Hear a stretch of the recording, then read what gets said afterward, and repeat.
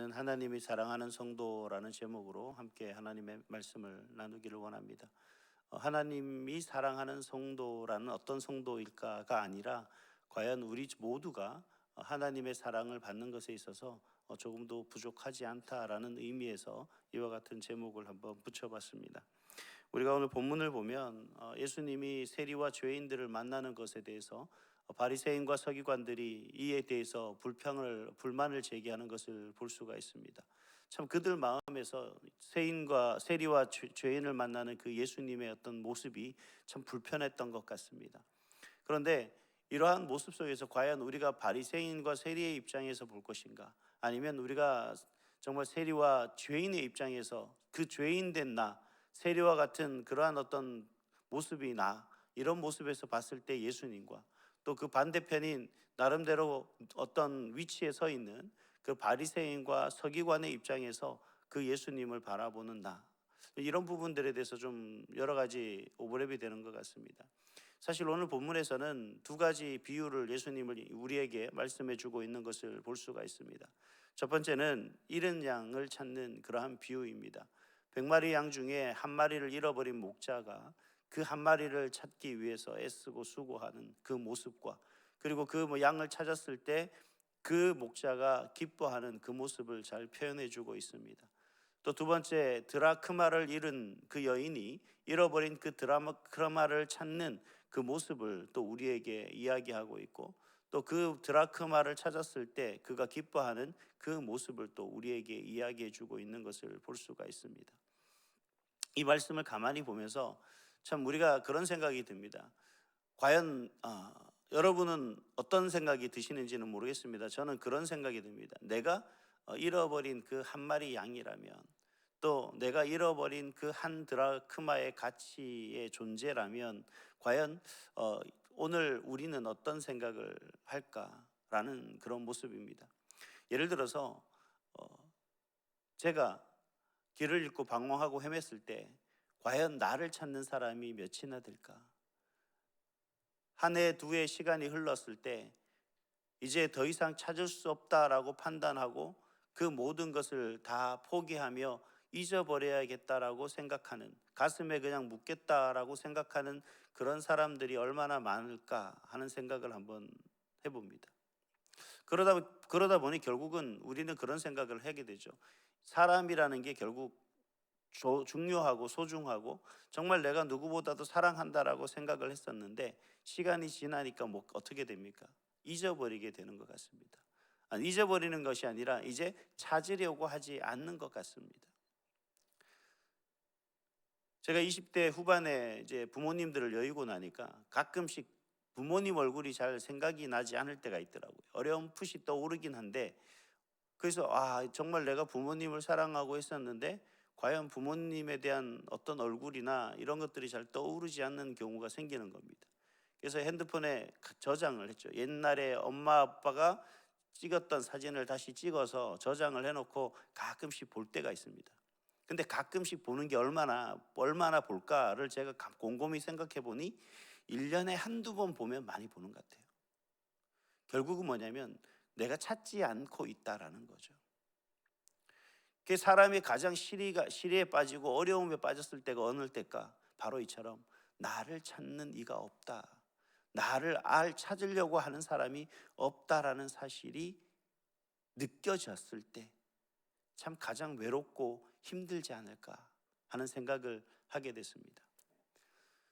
그러나 오늘 본문의 말씀을 가만히 보면 그렇게 정말 이젠 도저히 아무도 나를 찾아주지 않는구나, 내가 세상 많은 사람들로부터 잊혀져 가고 있구나 라고 생각하는 그 순간에 하나님께서 우리에게 말씀하십니다. 바로 그 얘기가 오늘 본문의 얘기가 아닐까, 저는 그렇게 생각합니다. 하나님은 어떤 하나님이시냐?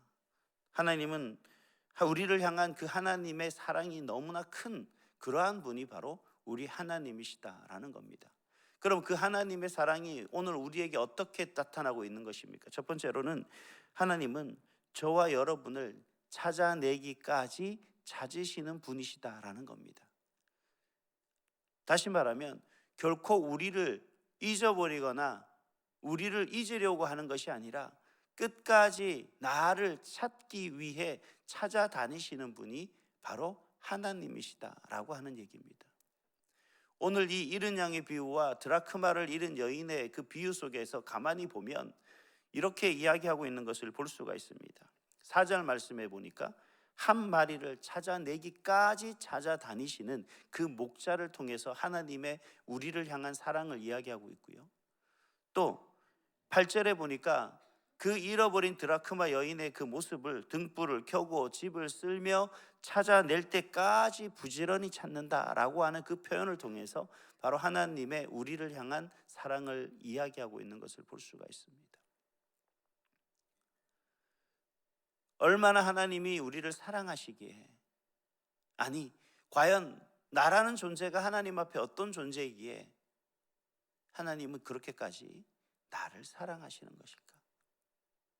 아니 잊어버릴 법만도 한데, 아니 이 세상에서 나를 정말 사랑한다고 하는 사람들조차도 그저 가슴에 묻으려고 하고 이제 찾으려고 하지 않지만, 그럼에도 불구하고 하나님은 여전히 나를 찾고 계신다라는 겁니다.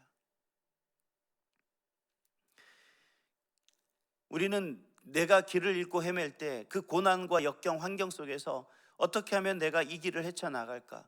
어떻게 하면 내가 이 고난에서 벗어날까? 어떻게 하면 내가 이 시련의 벽을 뛰어넘을 수 있을까를 고민하며 아파하고 힘들어하고 눈물로 이 고난을 견뎌낼 때가 많습니다. 그때 드는 외로움과 고독감, 그때 혼자 이겨낼 수밖에 없다라고 하는 생각되는 그 속에서 우리는 홀로 고군분투한다라고 이야기를 하지만, 그러나 그러한 우리를 향해 그 마음을 가지고 여전히 우리를 찾고 계시는 분이 바로 나보다 나를 더 사랑하시는 그 하나님이다라는 사실입니다. 끝까지 그 하나님의 사랑을 붙들고 승리할 수 있는 저와 여러분이 될 수 있기를 간절히 소망합니다. 하나님의 사랑은 또 어떻게 드러나느냐? 하나님은 우리를 찾는 것을 기뻐하시는 분이시다라는 말씀입니다. 오늘 재밌는 것이 이 양 한 마리의 가치와 한 드라크마의 가치가 과연 우리가 얼마일지인데, 하나님께서는 우리를 찾는 것을 통해서 그렇게 기뻐하는 모습이 이렇게 성경에서 이야기하고 있는가? 양 한 마리의 가격은 보통 10드라크마에서 20드라크마라고 얘기합니다. 그럼 한 드라크마가 얼마냐? 보통 평균적으로 일일 하루 노동자의 하루 임금 정도밖에 되지 않는다고 합니다. 뭐 그게 얼마든 간에 결국 한 달 버는 값이 양 한 마리의 값이 되는 거죠. 뭐 그게 엄청 경제적 크다라고 이야기한다면 클 수가 있는데, 그런데 지금 오늘 성경에 나와 있는 이 두 사람의 목자와 잃은 드라크마를 잃은 여인의 모습 속에서 보면 어떻게 그 기쁨을 표현하고 있느냐, 이렇게 표현하고 있는 것을 볼 수가 있습니다. 먼저 6절에 보니까 집에 와서 그 벗과 이웃을 불러 모으고 말하되 나와 함께 즐기자, 그렇게 이야기하는 것을 볼 수가 있습니다. 즉 잔치를 베푼다는 거죠. 9절에도 보니까 벗과 이웃을 불러 모으고 말하되 나와 함께 즐기자라고 이야기하는 것을 볼 수가 있습니다. 양 한 마리의 가치, 드라크마 한 개의 그 경제적 가치가 얼마일지인데, 하나님은 오히려 그러한 우리의 경제적 가치보다 더 큰, 더 많은 그 가치로 우리를 찾은 것에 대해서 잔치를 하고 있다라는 이야기입니다. 경제적 손실로 따진다면 차라리 양 99마리를 돌보는 것이 낫고, 차라리 현재 가지고 있는 드라크마를 잘 저축하거나 다른 용도로 잘 사용하는 것이 더 경제적 이익이죠. 그럼에도 불구하고 오히려 작은 가치의 그것을 위해서 찾기 위해 애를 쓰고 그것으로 끝나는 것이 아니라 오히려 찾았다고 더 많은 돈을 들여서 잔치를 하는 그 모습을 우리는 볼 수가 있습니다. 이 세상에서 그런 경제적 손실을 입으면서까지도 더 깊은 사랑으로 우리를 반기시고 찾으시는 하나님, 그리고 찾은 것에 대해서 너무나 기쁜 나머지 경제적 손실에선 아랑곳하지 않고 마음껏 잔치를 베풀고 기뻐하는 그 사람의 마음이 과연 누구라는 겁니까? 바로 나보다 나를 더 사랑하시는 하나님이시다라고 그렇게 말씀하고 있는 것입니다. 그런데 하나님은 그런 우리에게 요구하는 것이 과연 얼마나 클까? 얼마나 큰 경제적 가치의 것을 우리에게 요구하시는 것일까? 오늘 말씀에서 보니까 하나님께서는 우리에게 요구하시는 것은 딱 한 가지뿐이었습니다. 10절 말씀에 보니까 바로 회개였습니다. 하나님께서는 우리를 통해서 바라고 원하시는 어떤 경제적 가치가 아니라 바로 하나님이 바라고 원하시는 것은 우리에게 듣고 싶은 하나님을 향한 나의 고백 하나밖에 없었습니다. 하나님이 받고자 하는 것은 바로 저와 여러분의 회개였습니다. 회개란 뭡니까? 한순간에 어떤 감정에 휘둘려서 그저 사랑합니다, 죄송합니다 라고 하는 그런 감정의 고백이 아니라 내 죄를 온전히 인정하고 하나님 앞에 돌아오는 그런 행위가 바로 회개입니다. 여러분, 우리가 이 세상을 살아가면서 내가 하나님 한 분으로 살아가는 그 삶에 여러분 가치가 얼마나 되겠습니까? 내가 하나님을 사랑한다고 한들, 내가 하나님의 영광을 위해서 내가 일을 한다고 한들, 내가 오늘 한 날도 하나님의 기쁨이 되겠노라 고백하고 살아가는 그 인생이 우리 인생의 100년이 된다고 한들, 과연 하나님에게 가치 기준 속에서 봤을 때 나란 존재가 하나님 앞에 드리는 경제적 가치는 한 드라크마마도 못할 것이고 이른 양 한 마리만도 못할 것 같은 그런 우리 인생 아니겠습니까? 그럼에도 불구하고 하나님은 저와 여러분을 포기하거나 외면하지 않으신다는 사실입니다. 저는 오늘 이 말씀을 보니까 이런 제목이 생각이 납니다. 차라리 이렇게 제목을 붙였으면 좋겠다라고 생각했는데, 뭐냐면 위로가 필요한 당신에게, 격려가 필요한 당신에게, 홀로라고 생각하는 당신에게, 낙심하고 있는 당신에게 전하는 하나님의 사랑의 고백이다. 이렇게 제목을 좀 붙였으면 좋겠다 싶은 마음이 듭니다.